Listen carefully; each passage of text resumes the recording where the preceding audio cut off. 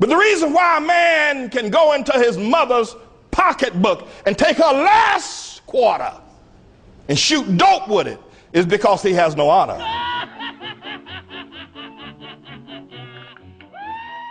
We got to restore honor back to black folk. They have no honor, no integrity. They're not honorable people.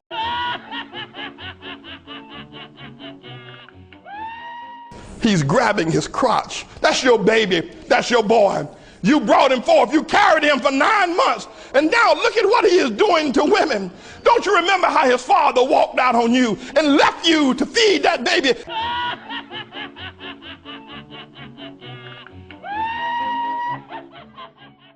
The last thing that is thought of when you mention an African person, and especially an African American, is that he's honorable.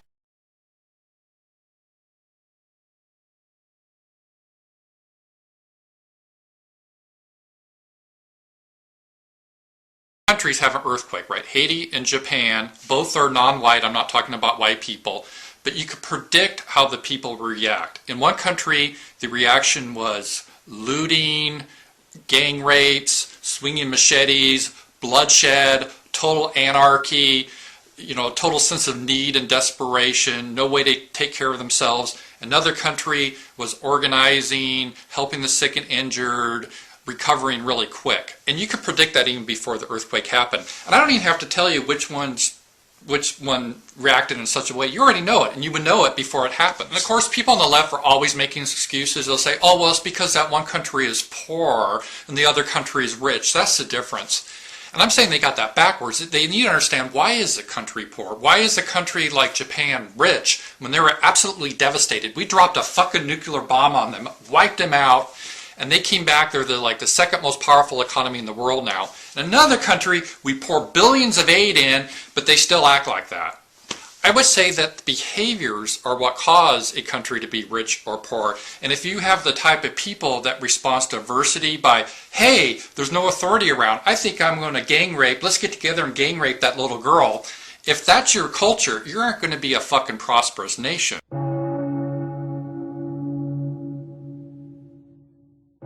Do you remember Hurricane Katrina? How did diversity is our strength respond? Initially with looting, and then the stronger people preyed on the weak, raping. The Superdome became like a literal house of horrors of people raping and killing, bloodshed, and then just total helplessness, like, help us, we be dying. That was how diversity is our strength responded. And societies that respond in the way of organizing and caring for each other, they can go to the moon, they can make skyscrapers. Other societies, they end up swinging machetes and having mud huts and being poor. And that's the reason. It's not because of racism, it's because of differences in how they behave. Their behavior creates the reality of how they live. But I have faith that Japan will recover okay. Remember 65 years ago, Hiroshima? I mean, look at the devastation. It was horrible. But the Japanese people, 65 years later, look at that beautiful city.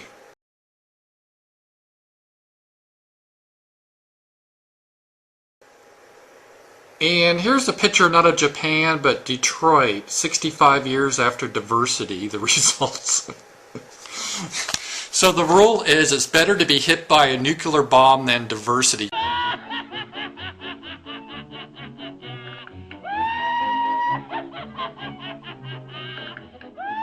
When they went into that Superdome, I knew then that there was trouble. There's one police officer, New Orleans police officer, he's a sergeant, his name is Joel Silva, gave an interview yesterday.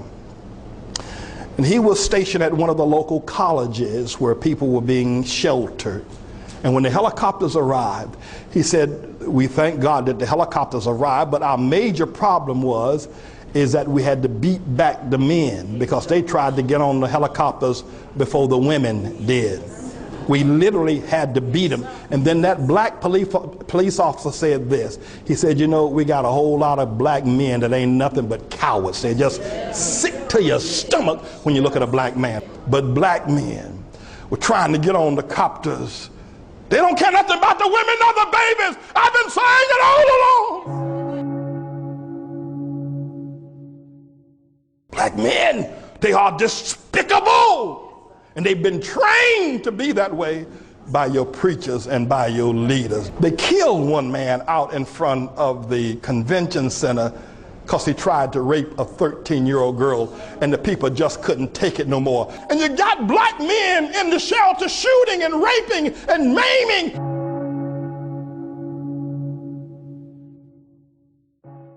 Y'all are a despicable, despisable group. You are wicked, incorrigible people, you black people. People are trying to survive, and they can't even lay down without being raped by some old no-good, low-life black man. As that hurricane came through, it would seem to me that the men would establish a bulwark. All right, here's what we're going to do.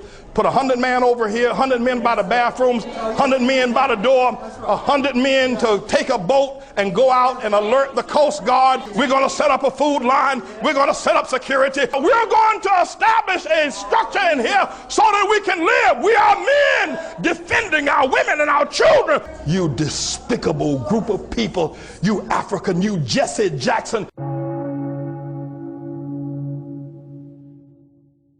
You are rotten through and through. Men are outwardly raping young girls right by their mothers. Is that what you call the soul, brother? Is that what your dreadlocks stand for? Is that what your black and proud is all about? It would seem to me that there would have been organization, that there would have been structure, and that the reports would have been reports of valor. Finally, God had mercy. And he opened the door, and they came in. But when they came in, they found a black man true to himself.